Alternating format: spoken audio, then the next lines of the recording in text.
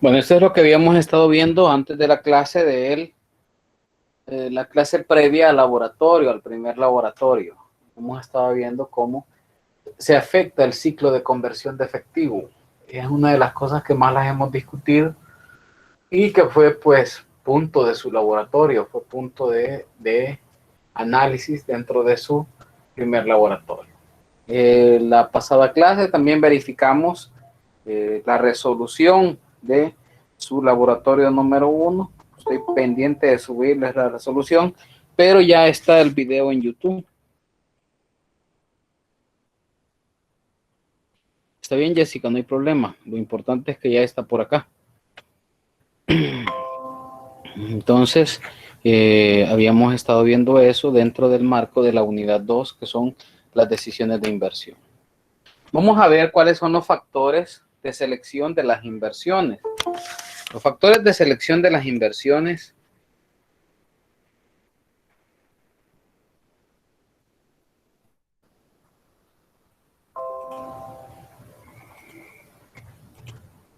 Los factores de la selección de las inversiones, pues son uno, la prudencia. La prudencia es un factor decisivo de las inversiones. ¿Por qué? En el orden de preservar el patrimonio de la empresa frente a los riesgos del mercado o el mercado de cambios. ¿Por qué habla de prudencia? Porque cuando nosotros vamos a hacer una inversión tenemos que ser prudentes a la hora de tomar la decisión sobre qué activo financiero o sobre qué vamos a invertir. En eso hay que tener mucho cuidado. Por eso dice que hay que ser prudentes, porque nosotros andamos buscando mantener o incrementar el patrimonio de la empresa. Y acuérdense que todo eso está estrictamente relacionado con los riesgos.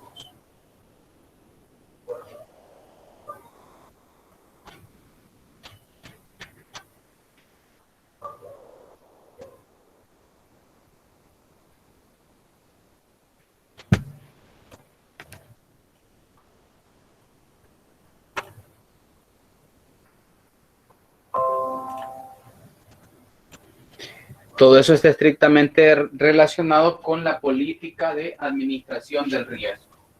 Ya habíamos dicho que en el caso, las políticas de administración del capital de trabajo que ven los tipos de riesgo están estrictamente relacionadas también con las políticas de administración de las finanzas de largo plazo. En el sentido de que la misma política moderada, la misma política conservadora y la misma política agresiva funcionan dentro de este parámetro para establecer los niveles de riesgo aceptables para cada inversionista. Y cada inversionista es totalmente diferente. Un inversionista de otro, su perfil de inversión es totalmente diferente. Pero cuando ustedes están gerenciando una empresa, cuando están haciendo gerencia de largo plazo, lo que ustedes buscan es mantener el patrimonio de la empresa o aumentarlo. De hecho, como personas naturales, ustedes buscan mantener su patrimonio o aumentarlo. Nadie está esperando en despertar el día de mañana y decir, bueno, me voy a ir a gastar todo. Todos quisiéramos un día despertar y decir, bueno, soy millonario, tengo dinero, puedo hacer lo que yo quiera. Pero nadie espera cuando tiene suficiente dinero decir que lo va a gastar todo y se va a quedar sin nada.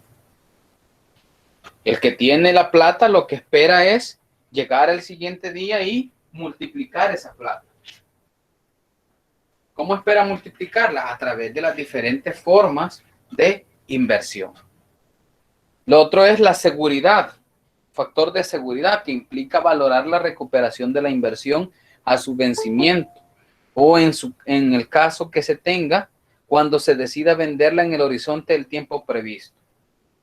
Dice que la seguridad implica la recuperación de la inversión. Es por eso que existen métodos que permiten evaluar el riesgo.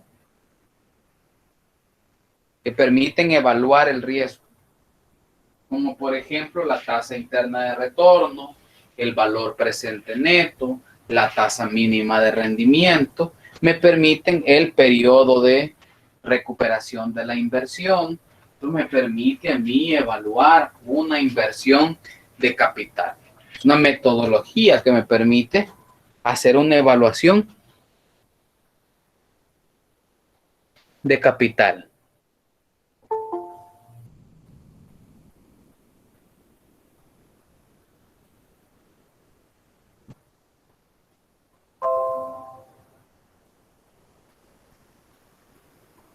De ahí otro factor que está incluido dentro de los factores de selección de las inversiones, es el factor de la liquidez.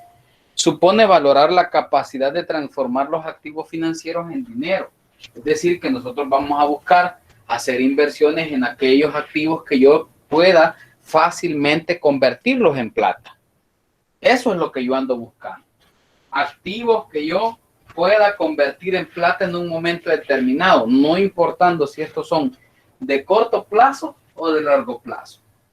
Pero yo voy a buscar invertir en los activos más líquidos posibles. ¿Por qué? Porque ustedes saben que hay necesidades de efectivo. Las empresas tienen necesidades de efectivo y ante una necesidad, ante el momento en el que se suscita el riesgo, pues lo que tengo que hacer es buscar aquellos activos que sean más líquidos. Y los activos que tienen la capacidad de convertirse más fácilmente en activos líquidos, es decir, los activos más líquidos, son aquellos que son más transables en bolsa, con el objeto de preservar la liquidez que efectuarán en inversiones temporales o valores o instrumentos financieros negociados en los mercados secundarios oficiales. Cuando ustedes emiten acciones por primera vez que están buscando llevar plata a la empresa, lo que ustedes están haciendo es emitiendo acciones, emitiendo activos financieros en el mercado primario. Cuando ustedes se van a buscar a comprar acciones en el mercado secundario, es decir, acciones que ya fueron vendidas en alguna ocasión, entonces ustedes están en el mercado secundario, porque andan buscando inversiones que ya fueron sujetos de salidas al público. En los mercados internacionales, las empresas que cotizan en bolsa se les denomina empresas públicas.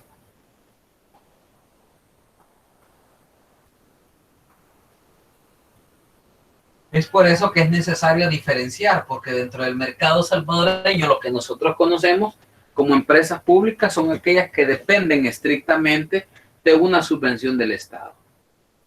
Un concepto erróneo en los mercados internacionales, no puedo asimilar ese concepto.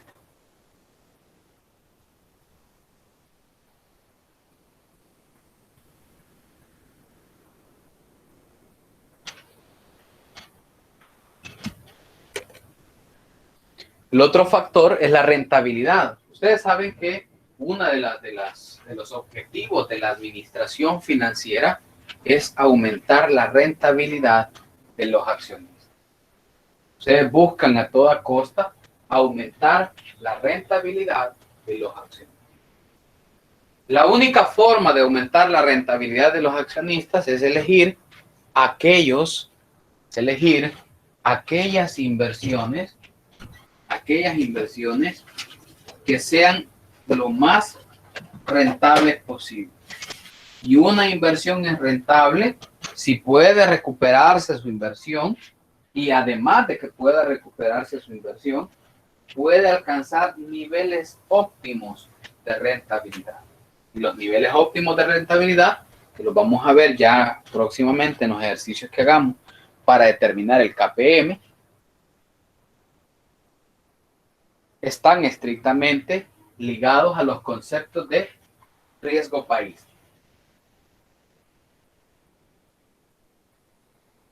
Que es la tasa esperada de los inversionistas. Es decir, que cuando nosotros elegimos una inversión, elegimos aquella inversión que tenga la mayor capacidad para generar un excedente por el riesgo asumido. Y de ahí que dentro de las finanzas las reglas dicen, a mayor riesgo, El inversionista requiere mayor rentabilidad.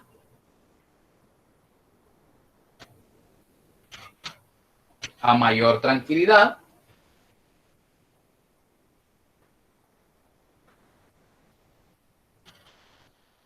es decir, a menor riesgo, el inversionista requiere menor rentabilidad. Cuando nosotros elegimos proyectos, vamos y elegimos proyectos que están estrictamente relacionados con los rendimientos que nosotros mismos andamos buscando. Nosotros andamos buscando altos niveles de rendimiento, elegimos proyectos que tienen altos niveles de riesgo y que el riesgo se puede asumir sí y solo sí también tenemos altos niveles de rentabilidad. ¿Qué explica el hecho de que un inversionista tome una inversión con un alto nivel de riesgo? Lo explica solamente la obtención de altos niveles de rentabilidad.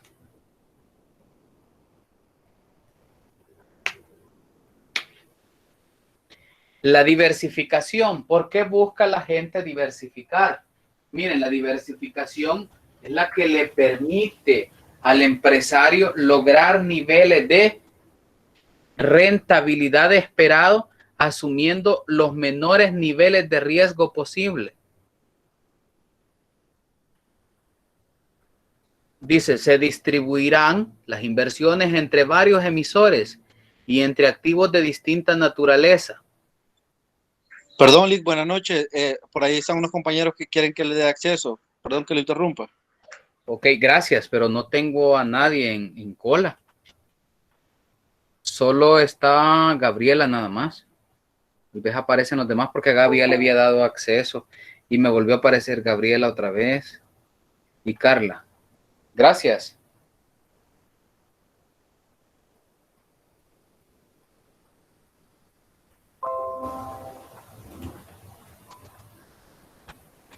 Entonces tenemos el efecto de la diversificación. La diversificación prácticamente lo que busca es alcanzar los niveles de rentabilidad esperados por el inversionista. Pero el inversionista va a ir a buscar aquellos activos que sean más líquidos posible y que representen menor nivel de riesgo.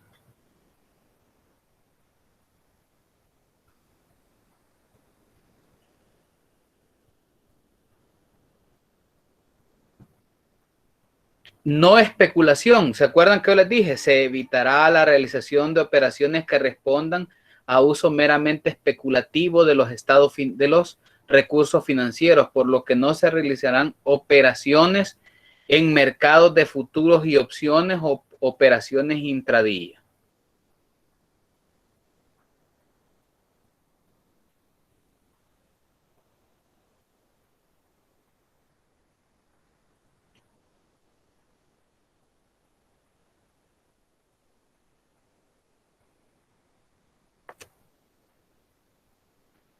De ahí me habla de los factores de éxito de las inversiones. ¿Cómo puedo yo determinar que una inversión va a tener el éxito esperado? ¿Cómo puede el inversionista pensar que va a tener su éxito esperado? Bueno, porque su éxito esperado depende de la excelente medición del riesgo. Y para saber que yo estoy midiendo de forma excelente el riesgo, pues obviamente lo que tengo que establecer son cuáles son los parámetros de medición del riesgo y cuáles son los riesgos a los que estoy expuesto. Ustedes saben que en una economía como la salvadoreña hay riesgos a los que se está expuesto. Esos riesgos son los que yo tengo que determinar.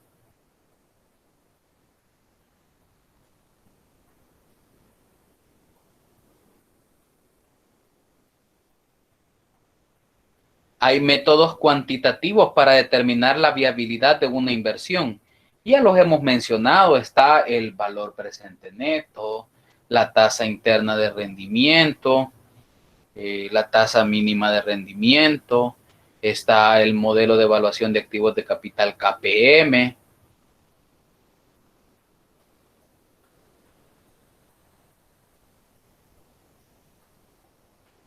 Y todo eso me permite a mí determinar el éxito de la inversión. Hay métodos cualitativos para determinar la viabilidad de la inversión.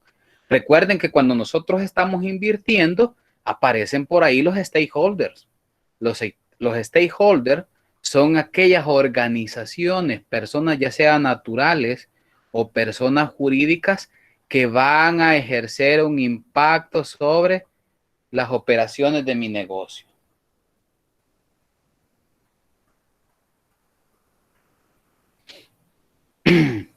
Está el Ministerio de Medio Ambiente. Ustedes saben que el Ministerio de Medio Ambiente puede pronunciarse tanto para a favor como en contra. Ustedes se acuerdan el caso de las baterías récord. ¿Qué pasó con baterías récord? Le tocó que salir de El Salvador huyendo, ni siquiera pagaron las multas y te quedas con que toda la inversión que hiciste se pierde. ¿Por qué? Porque no cumpliste los parámetros. Y dentro de los factores de éxito de la inversión, cumplir la legislación también es determinante.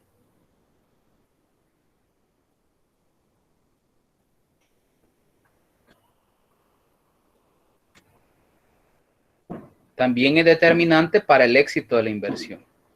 Los métodos de diversificación aplicables a las inversiones. Dentro de las inversiones, acuérdense que hay, como estábamos hablando ya anteriormente, de diferentes modelos de inversión, diferentes políticas de inversión. Dentro de de los inversionistas tenemos diferentes perfiles de inversionistas y aquellos inversionistas que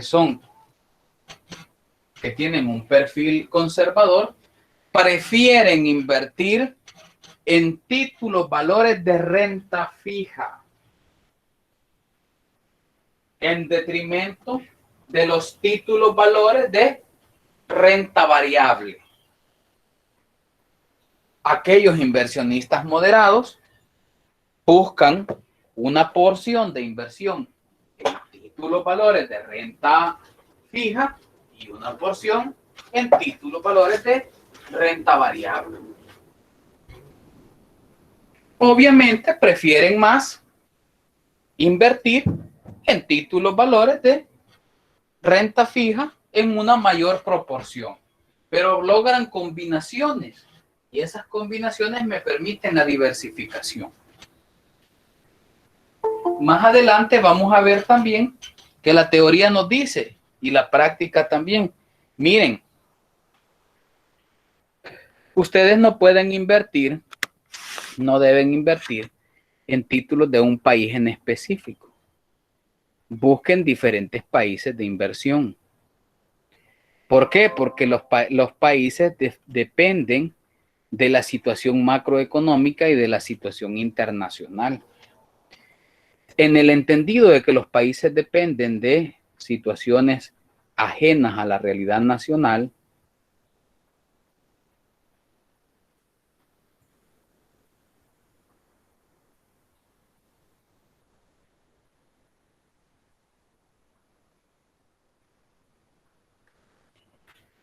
entonces yo debo buscar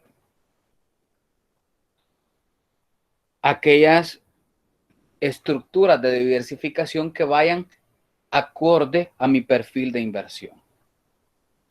Una de las razones por las que el sistema de ahorro para pensiones, las AFP, no tienen mayores rendimientos posibles, una de las razones es que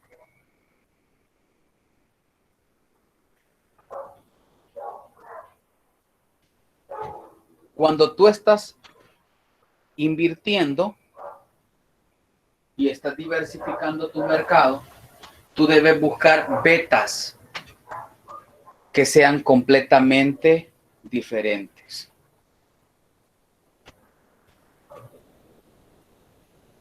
Los métodos de diversificación aplicables a las inversiones, algunos utilizan los fondos de inversión.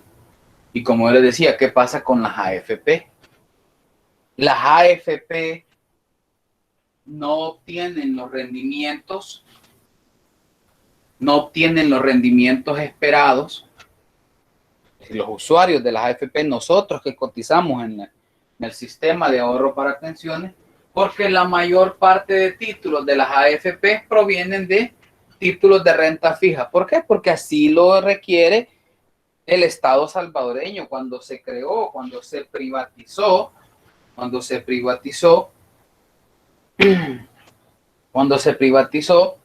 las AFP, que se pasó del sistema público al sistema privado, dentro de la ley, dentro de los mecanismos de la ley, pues se dejó establecido aquellos títulos en los que las AFP podían invertir el dinero del pueblo para el rendimiento del pueblo. Y si tenés en cuenta que una parte de la creación del fideicomiso del gobierno de Elías Antonio Saca se utiliza en la caja del Estado y que el Estado nunca paga una tasa por encima del 3% en el mercado interno a los ahorrantes. Entonces, eso explica el hecho de que nosotros no podamos tener altos niveles de rendimiento con nuestros ahorros.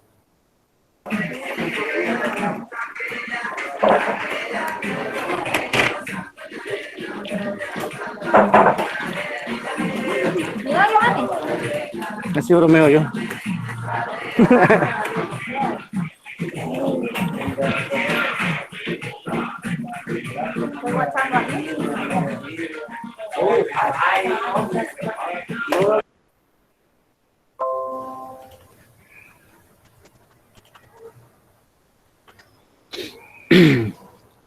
Entonces la gente se queja porque no tiene buenos rendimientos, pero cuando tú, por ejemplo, como les decía, si aquí todos nos unimos y ponemos una parte, nosotros podemos decidir invertir en un fondo de inversión.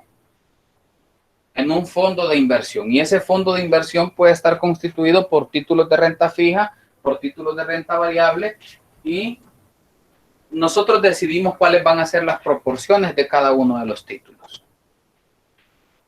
Ahora, otro factor de éxito es la capacidad de la inversión para generar liquidez y rentabilidad. Las acciones, y por ahí lo veíamos, ¿qué es lo que pasa con las acciones de Tesla? El crecimiento en el valor de las acciones de Tesla, es por la capacidad que tienen las acciones de generar rentabilidad y liquidez. ¿Para quiénes? No para Tesla, sino para quienes las adquieren.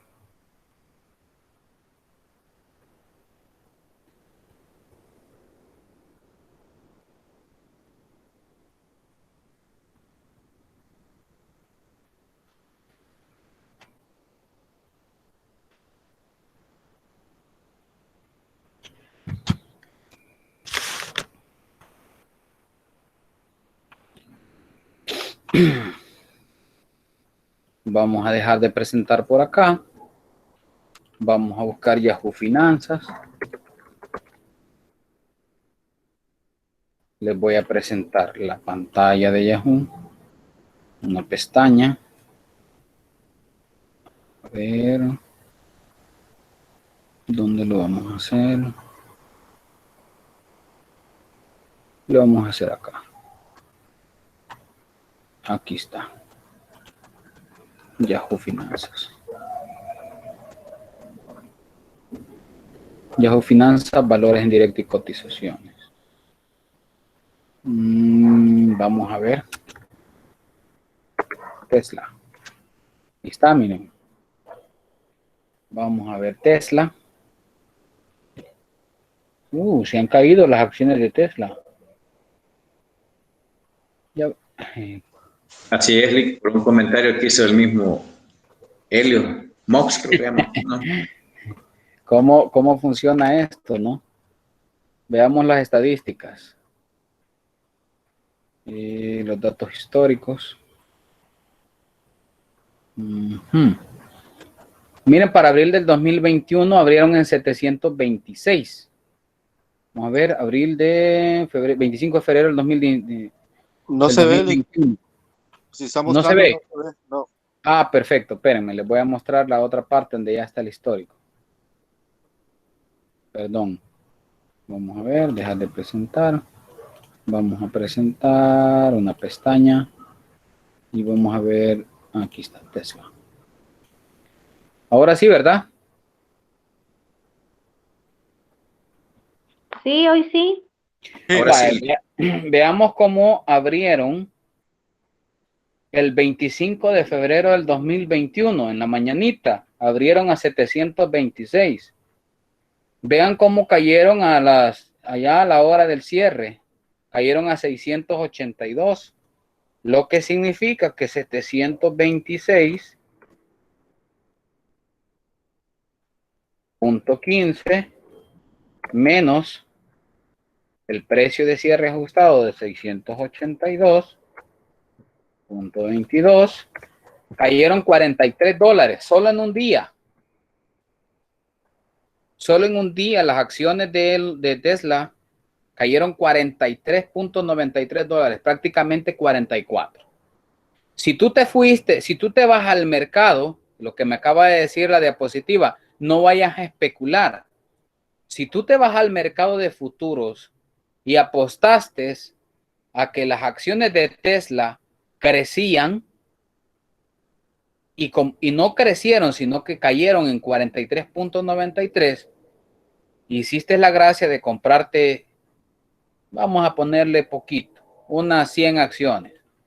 Por 100 acciones que compraste en los mercados, has perdido desde las 6 de la mañana hasta las 7 de la noche $4,393.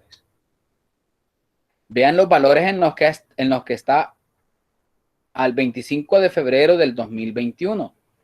Pero veamos los valores de donde viene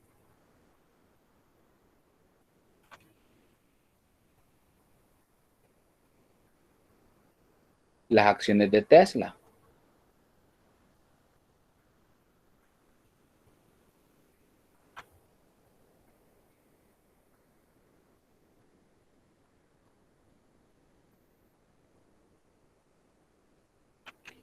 $26 de febrero del 2020. Del 26 de febrero del 2020, que valían $156.50, ahora valen 726. Si bien es cierto que hay acá momentos en los que las acciones de Tesla han valido más, vamos a ver el valor más alto.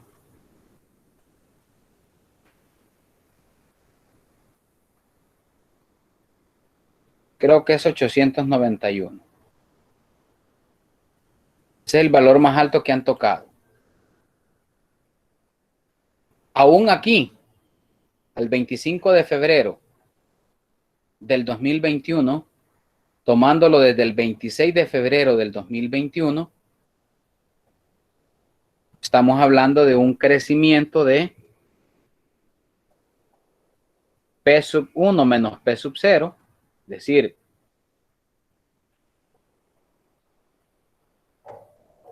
$726.15, 726.15 menos 156, pongámosle 157, son 569. Entre 157 por 100, un crecimiento del 362% en un año. Aunque aquí han caído un poco. Eso puede deberse a lo que nos decía Manuel, creo que fue, las declaraciones que dio Elon Musk. Así es. ¿Por qué? Porque un CEO, el CEO de una organización como esta, tiene que tener mucho cuidado con lo que habla. Esto genera expectativas. Genera expectativas increíblemente. Veamos Amazon.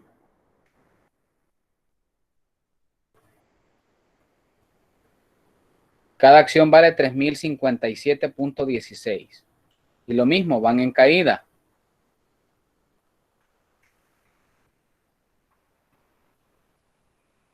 deberíamos preguntarnos realmente qué está haciendo la Reserva Federal ahorita, porque ya hay otro que tiene caída. ¿Qué otra?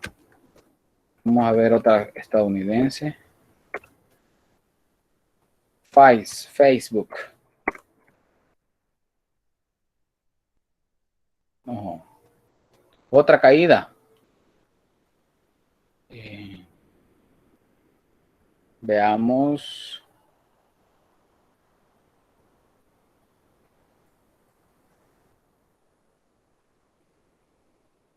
Esto que ustedes ven acá, el beta, es una medida de la sensibilidad del mercado. Todas las norteamericanas han caído. Netflix, Google, Amazon.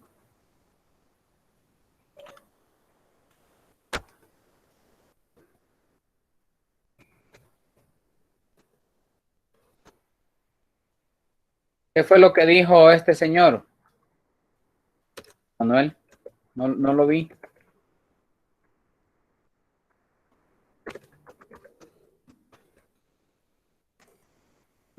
Vi que solo vi el encabezado, la verdad no leí a su totalidad la información. Solo me llamó la atención, sí, que estaba en baja por una declaración de él mismo.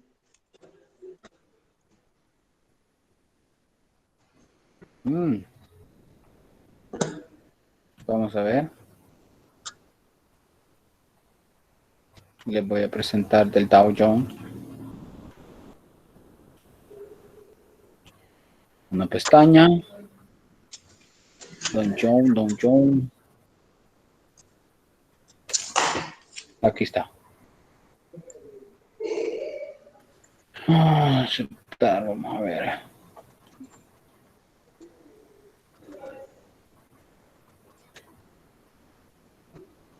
Están deprimidos los mercados norteamericanos.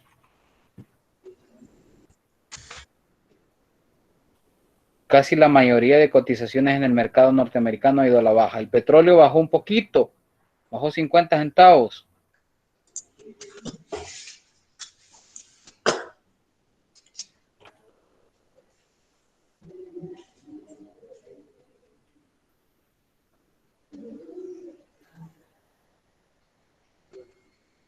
Entonces, eso es lo que pasa con la administración financiera internacional. Lo que tú dices, todo el mercado, como dice Gabriela Andino, ahorita todo el mercado está mal. Bueno, eso es relativo porque está mal para los que apostaron a que subía y está bien para los que apostaron a que bajaba.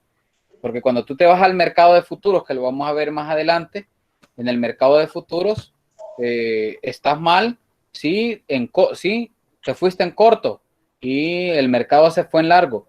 Si te fuiste en largo y el mercado se fue en corto. En corto, compro, vendo. En corto, vendo. En largo, compro. Porque en el largo plazo, así se llama, en el largo, aunque no sea de largo plazo, yo estoy pensando que el mercado va a aumentar su precio. Pues tú compras ahora barato porque quieres vender mañana caro. Si esto fuera el mercado, dime, Manuel. Fíjate, aquí estoy viendo lo que la reacción del mercado fue por un tweet que él puso acerca de Bitcoin, que él, como él invirtió 1.500 millones y dijo de que otra empresa de Bitcoin estaba más fuerte que la que él estaba invirtiendo. A la puchica. Eso fue lo que puso en Twitter y eso generó el efecto dominó de las caídas del mercado y de las acciones de Tesla. Sí, eso suele pasar. ¿Cómo puedo decir yo que otra empresa está mejor que la mía? Es como decirles que la mía no vale nada, que inviertan en la otra.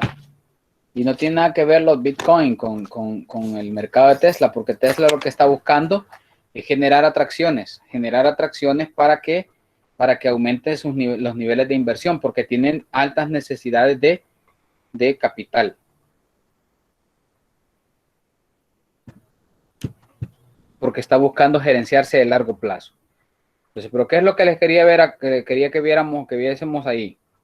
Cómo los mercados responden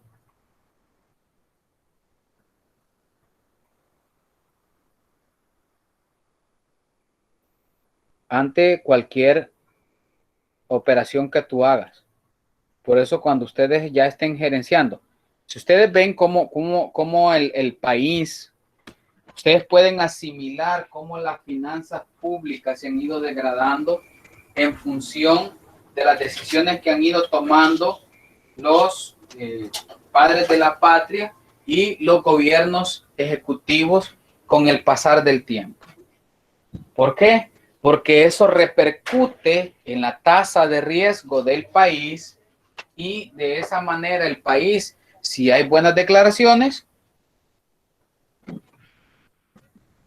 hay menos riesgo. Si hay malas declaraciones, aumenta el riesgo.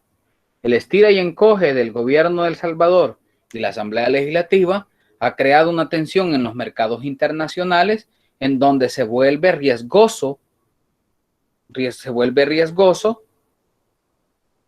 que los inversionistas compren títulos de deuda del mercado salvadoreño.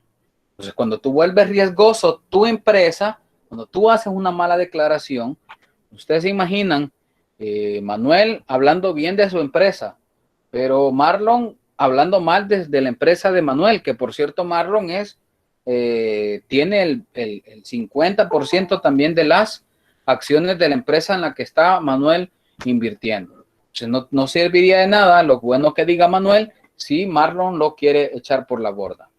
Entonces todas esas cuestiones hay que tener cuidado, porque el impacto que genera en los mercados financieros es determinante para aumentar o para disminuir el riesgo. Cuando tú estás hablando del riesgo, tú aumentas el riesgo en la medida que andas buscándole errores a tu empresa. Yo no digo que tú vas a mentir sobre la realidad económica de tu empresa o sobre las expectativas reales de tu empresa, pero como las expectativas reales de un buen gerente financiero, de un buen CEO, deben ser el incremento en el valor de las acciones que incrementa la riqueza de los accionistas. Entonces lo que estamos viendo acá es que toda la gente anda buscando crear una buena imagen. A nadie le gustaría que digan, bueno, es que Miguel se escapa del trabajo. Se escapa del trabajo y se va para el Mr. Donald. Se va a tomar un café, regresa al trabajo tipo 11. A las 12 sale a almorzar y ya no vuelve hasta la hora de marcación. ¿Por qué? Porque se va creando una imagen, y es lo mismo con las empresas. Te vas creando una imagen de las expectativas de tu rendimiento, y esas expectativas de tu rendimiento te pasan la factura en el valor de las acciones comunes. Y acuérdense que el valor de las acciones comunes tiene valor de mercado. El valor de mercado está determinado por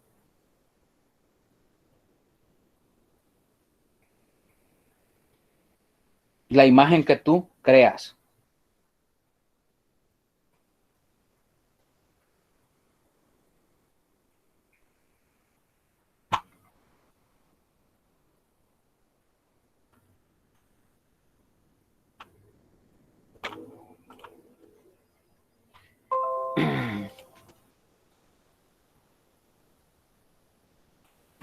¿Por qué me dice que yo no debo ir a buscar inversiones que sean volátiles? ¿Por qué no tengo que invertir en eso? Porque eso es demasiado riesgo.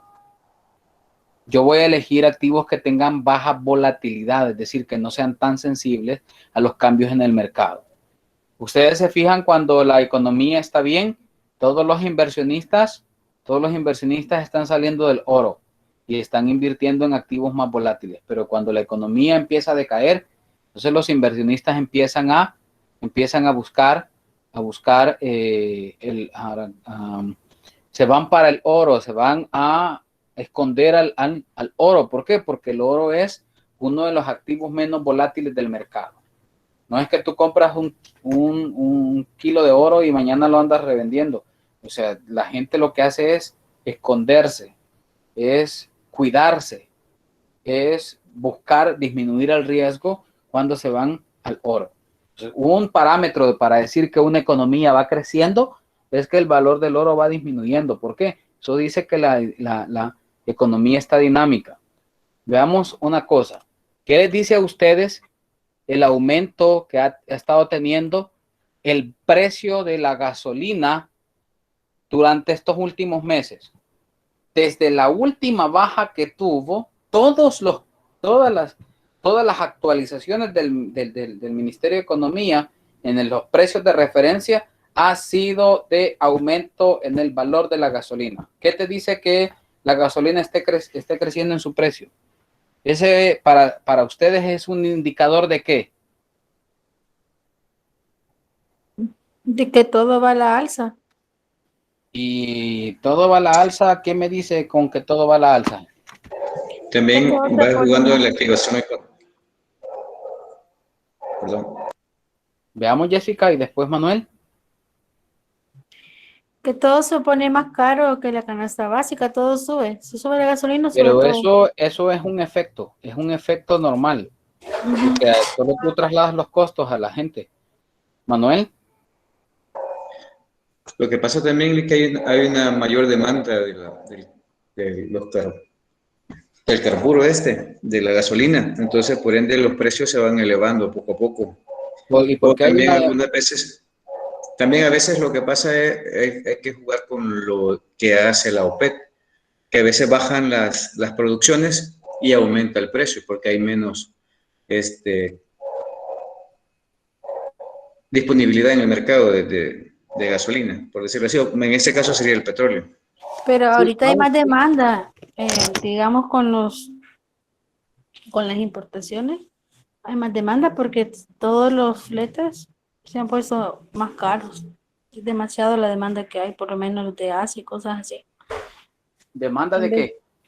de, de transporte, pero marítimo, digamos, en ese aspecto se ha puesto más caro. Y dice, hubo una helada en Texas, Gabriela Lisset Andino. Le voy a contar un secreto, Gaby. Estados Unidos, que baje la producción de Estados Unidos es lo que menos le interesaría al mundo, porque Estados Unidos, a pesar que es un productor de petróleo, no es de los productores de petróleo determinantes del precio.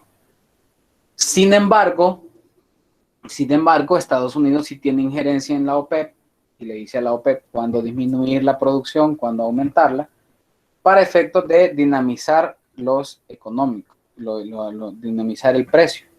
De hecho, el precio del petróleo norteamericano, el costo del petróleo norteamericano, todavía está por encima del precio de negociación de los barriles. El costo del petróleo norteamericano anda por los $150. Los 158 prácticamente están teniendo 8 pesos de ganancia los productores norteamericanos. Pero alguien más que me diga qué le da a entender que el precio de la gasolina vaya aumentando, porque la demanda va aumentando de gasolina. Licenciado, buenas noches. Buenas noches. Para mí sería que la economía se está dinamizando, ¿verdad? Entonces va en una economía a la alza, ¿verdad? Entonces, por la demanda de petróleo, ya que el petróleo prácticamente se utiliza para la producción en todos los, se puede decir en todos los factores productivos prácticamente, ¿verdad? Entonces para mí que el petróleo aumenta el precio por la demanda, entonces quiere decir que hay una economía que se está dinamizando y está creciendo, a mi criterio. En efecto, Roberto, eso es lo que está pasando ahora mismo. Licenciado, Dime. si no me equivoco, ¿verdad? Creo que para elaborar lo que sería cuero. Si no tengo mal entendido en eso. ¿Cómo? Lo utilizan para elaborar cosas como cuero, para las carteras que son las señoritas. Los derivados del petróleo. Ajá. Sí, en efecto, de hecho el petróleo tiene un montón. Tenemos dos oros, tenemos el oro negro que es el petróleo y el oro normal que es el oro amarillo, es el que nosotros normalmente vemos. Entonces, el oro negro que es el petróleo, pues es el que sirve para hacer un montón de cosas, gasolina, gas, diésel, carreteras, de todo. Héctor, ¿ibas a decir algo? Sí, licenciado. Yo pienso, podría ser, de que uno de los motivos por los cuales el petróleo ha subido no será, licenciado, por la situación política que ha estado viviendo Estados Unidos actualmente, por los cambios de gobierno. Quizás la caída de las bolsas norteamericanas, sí. Dice que la Y Fed dejará, Manuel Bonilla me acaba de mandar una información, la Fed dejará bajas sus tasas hasta que la inflación de Estados Unidos supere el 2%. ¿Por qué creen ustedes que la Fed está hablando que espera que Estados Unidos supere la inflación en el 2%? Pues si es así, ¿qué te da a ti, antes de que sigamos con lo de la gasolina? ¿Qué mensaje te da a ti un nivel de inflación demasiado bajo? Los niveles de inflación son buenos bajos, pero no tan bajos.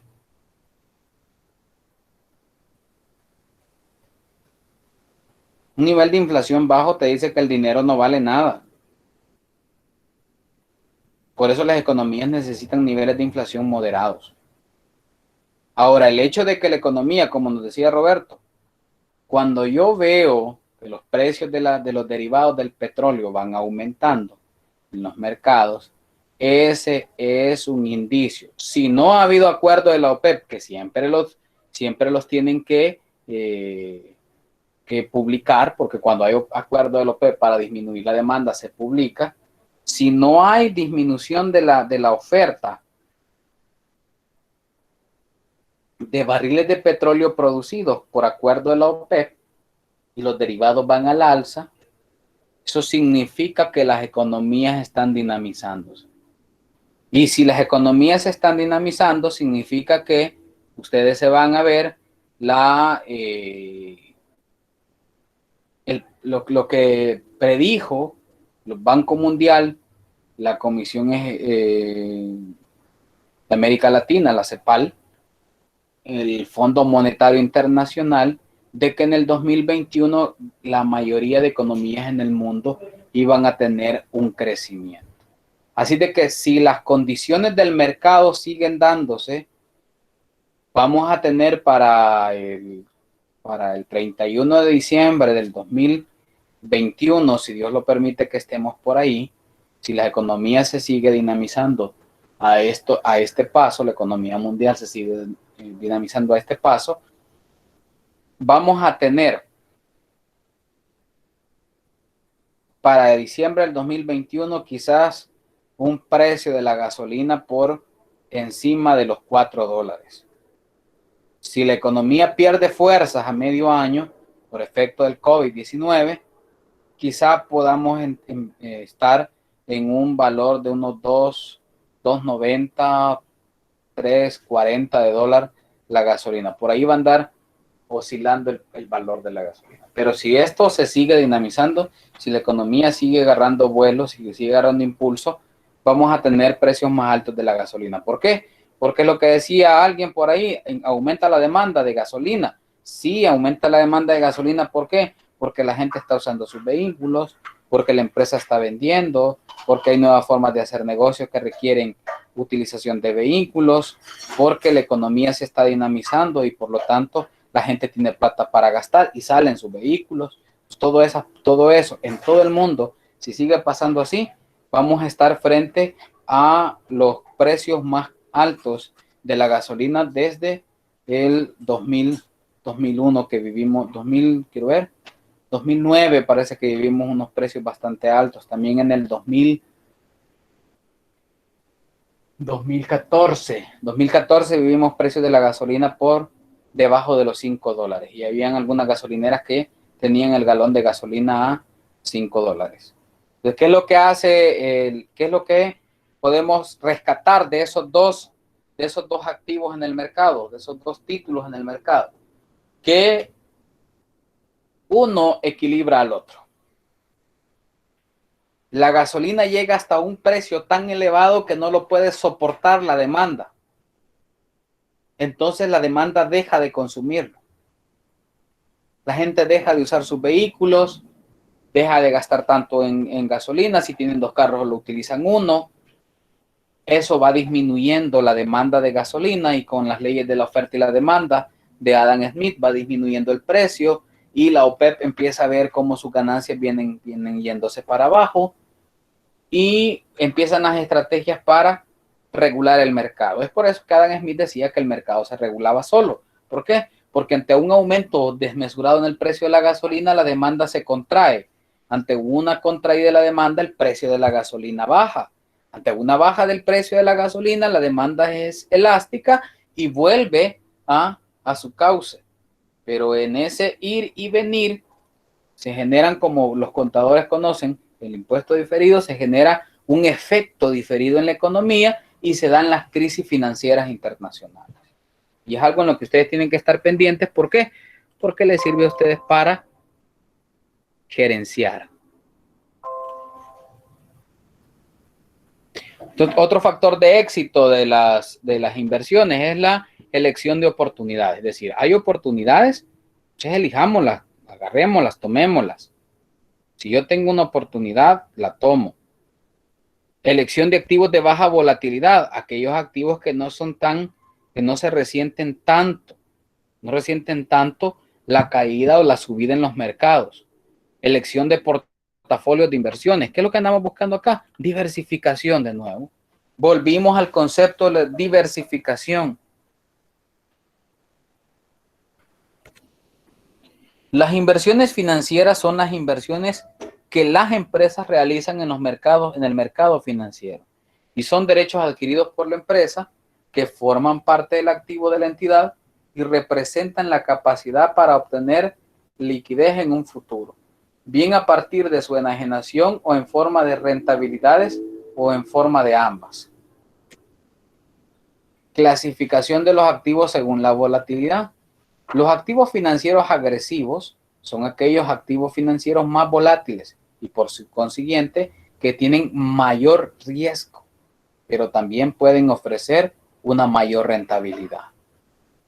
Entonces ustedes deciden dentro de su perfil de inversión si invierten en activos agresivos, que obviamente son títulos valores de renta variable con mayores niveles de riesgo, que obviamente te van a dar un mayor nivel de rentabilidad. Si eres empresario e inviertes en Bitcoin, obviamente estás fallándole a la regla que te dice no vaya a invertir en títulos de renta variable en los mercados de futuros o en los mercados de divisas. Un activo financiero agresivo puede ser un warrant. ¿Qué es un warrant? Warrant es un título corporativo muy parecido a la opción de compra. Ofrece al consumidor el derecho, mas no la obligación de comprar acciones comunes directamente de una compañía a un precio fijo por un periodo determinado. Pero ¿qué tengo que hacer yo para comprar un warrant? Tengo que pagar, y al igual que en las opciones, una prima de riesgo. Porque todas esas tienen una prima de riesgo. El riesgo total sistemático y específico de los activos financieros. Riesgo, la posibilidad de que ocurra un evento no esperado, como por ejemplo la caída del mercado de valores, la disminución del precio de las acciones o el título en juego.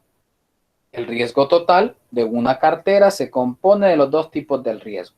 El riesgo sistémico o sistemático, que depende de factores externos, y el riesgo específico o no sistemático, que depende de los factores internos. De tal manera que aquel riesgo, el riesgo sistémico, yo no lo puedo manejar. La única estrategia que puedo buscar para disminuir el riesgo sistémico es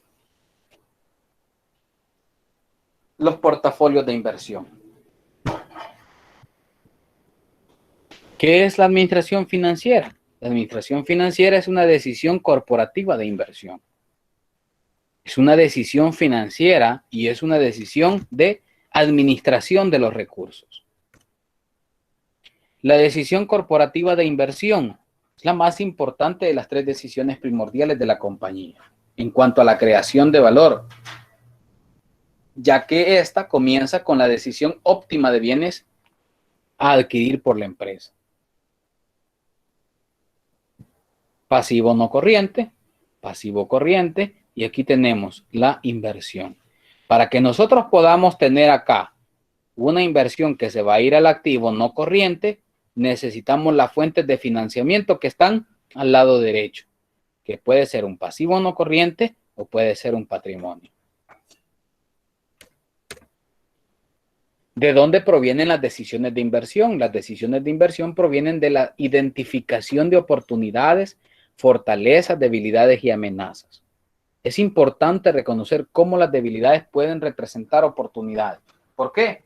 Si ustedes ahora tienen una debilidad, por ejemplo, para un contador una debilidad es no poder utilizar o no saber interpretar las normas internacionales de información financiera. Si un contador no sabe hacerlo, eso representa una debilidad. No conocer la aplicación de las normas internacionales de auditoría, las NIAs, eso es una debilidad para un contador. Para un financiero, una debilidad es no poder analizar el estado de flujo de efectivo, no conocer cuál es el análisis pertinente que se realiza a el estado de situación financiera, al estado de resultados. Y esas son debilidades que pueden convertirse de alguna manera en oportunidades. ¿Cuándo se convierten en oportunidades?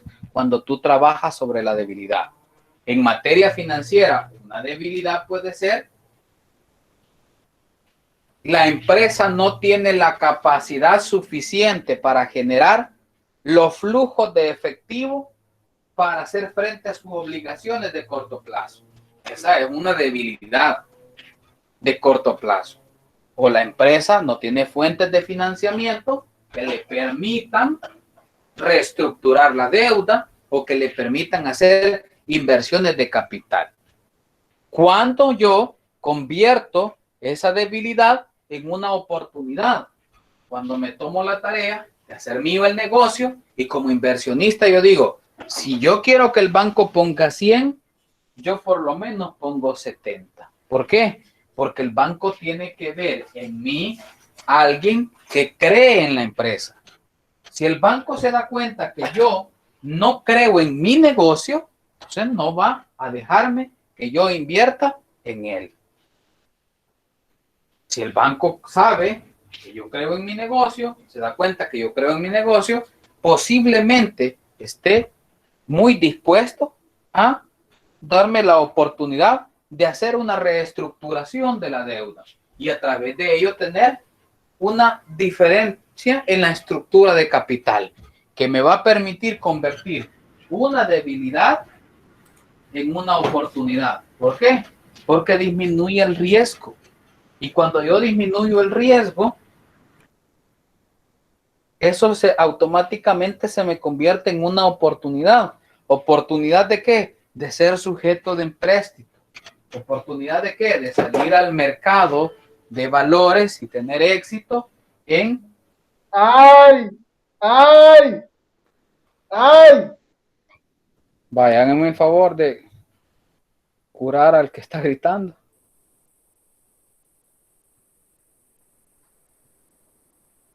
Dice Carla, si hay baja inflación, ¿se puede entrar en deflación? Claro. Pérdida del valor de los productos y servicios. Entramos a lo contrario, que es la inflación. La inflación es el aumento del valor de los productos y servicios por el efecto de el manejo de la oferta y la demanda. Y de la oferta y la demanda de plata. Y la deflación, por el contrario, estamos hablando de una pérdida del valor del dinero y por lo tanto también una pérdida del valor de los bienes y servicios. ¿Y qué pasa? Que si yo los compré, mi materia prima, mi costo era de $1, pero sufro de deflación, voy a tener que vender esos productos por menos del $1. ¿Por qué? Porque el costo, el precio de ese bien o servicio va a ser diferente y va a estar por debajo. Y hay otro concepto que se llama estaflación. Ustedes saben que dentro de los parámetros de la economía internacional y de la economía nacional existe el concepto de inflación. ¿Qué es lo que pasa cuando hay niveles altos de inflación? Los niveles altos de inflación tienen niveles altos en las tasas de empleo. Es decir, hay una inflación alta, también hay empleo, hay tasas altas de empleo. Es decir, que la tasa de desempleo disminuye. Cuando la inflación va disminuyendo, la tasa de desempleo aumenta. Es decir, que si la inflación aumenta, la tasa de desempleo disminuye. La tasa de desempleo es inversa a los movimientos en la inflación. ¿Qué pasa con la deflación? Si una economía está entrando en un proceso de deflación, cuando entra en ese proceso de deflación, la tasa de desempleo aumenta.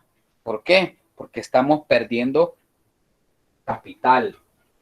Estamos perdiendo el valor de los productos y servicios. Pero hay otro concepto que se llama estaflación. Y es un concepto que te dice, empieza a aumentar los niveles de inflación y aumentar desmesuradamente los niveles de desempleo. Algo que no pasa así.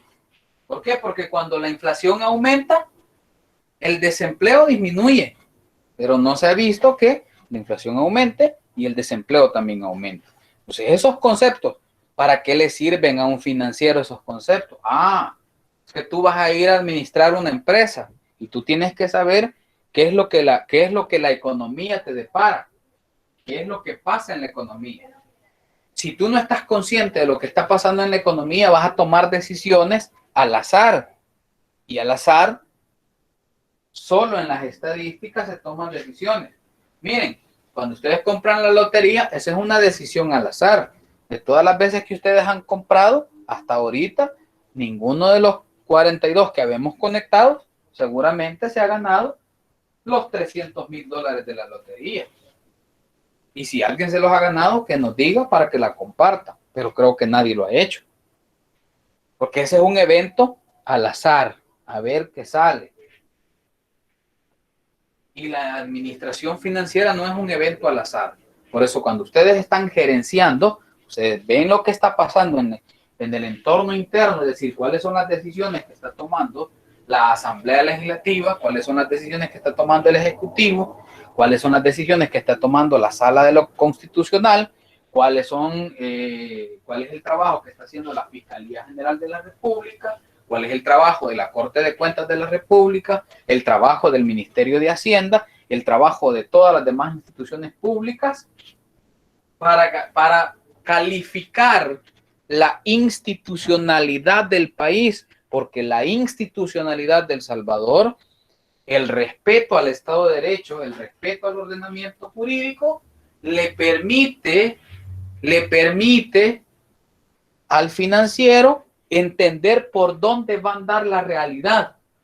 Cuando yo tomo decisiones de inversión, yo tomo una decisión de inversión en función de un análisis externo y un análisis interno de las condiciones económicas del mercado. Y las condiciones económicas del mercado están determinadas por los factores económicos del mercado. ¿Y cuáles son los factores económicos del mercado? Los factores económicos del mercado es el gobierno de la República en sus 3 poderes, en conjunto con todas las instituciones del mercado, con todas las instituciones del sector público y las gremiales de empresarios, FUSADES, la NEP, la ASI, la Cámara de Comercio, el Consejo de Vigilancia para la Contaduría Pública y la Auditoría, la Superintendencia del Sistema Financiero. Uno de los indicadores que una economía está creciendo bien, que una economía se está desempeñando bien, es la robustez que pueda tener el sistema financiero y la industria de la construcción. Si la industria de la construcción y el sistema financiero están funcionando bien, una economía funciona bien. ¿Y para qué te sirve a vos que tenés un hotel allá en la playa? Bueno, te sirve porque si la economía está bien, tu demanda va a aumentar. Por lo tanto, vos puedes decir, voy a invertir más en publicidad porque voy a tener más visitantes. Ahora sí, la economía está decaída, ¿qué es lo que va a pasar? Vos decidís guardarte el dinero que tenés y no invertir en publicidad porque sabes que no vas a ganar nada. Eso es en buen salvadoreño, esa es la razón por la que ustedes y yo hacemos análisis financiero, hacemos un análisis de la situación del entorno externo y del entorno interno, hacemos un análisis de los factores que intervienen en la economía. ¿Por qué? Porque nos sirven para tomar decisiones. Vamos a ver cómo se saca el valor presente neto, el periodo de recuperación, pero eso no es lo más importante. Dentro de todo lo que estamos hablando, que no es teoría, porque es comprobado que es necesario, dentro de todo lo que estamos hablando, ustedes se van a dar cuenta que lo más importante a la hora de tomar la decisión sobre invertir o no en un título valor, en un negocio, es todos los aspectos cualitativos y cuantitativos que me abonan para llegar a determinar la tasa interna de retorno, para llegar a determinar el periodo de inversión, el periodo de recuperación de la inversión. Calcularlo es sencillo, los factores que están dentro es lo que es difícil de determinar para el consultor financiero.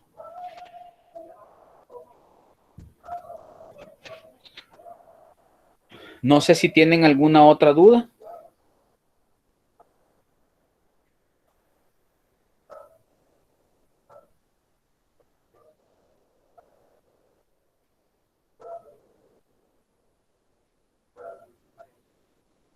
¿Dudas? ¿Reclamos? De mi parte todo bien, licenciado. Ok. Ya revisaste Igual, la nota, ya la arreglé, ¿verdad? igual de mi parte, Lick. Sí, Lick, gracias. Bueno, pasen buenas noches entonces, descansen. Buenas noches. Buenas noches, Lick. Muchas Buenas gracias. noches, compañero. Buenas noches, Lick. Gracias, licenciado. Buenas noches. Buenas noches. Buenas noches, Alex. Gracias. Buenas noches. Buenas noches, Lick. Buenas noches.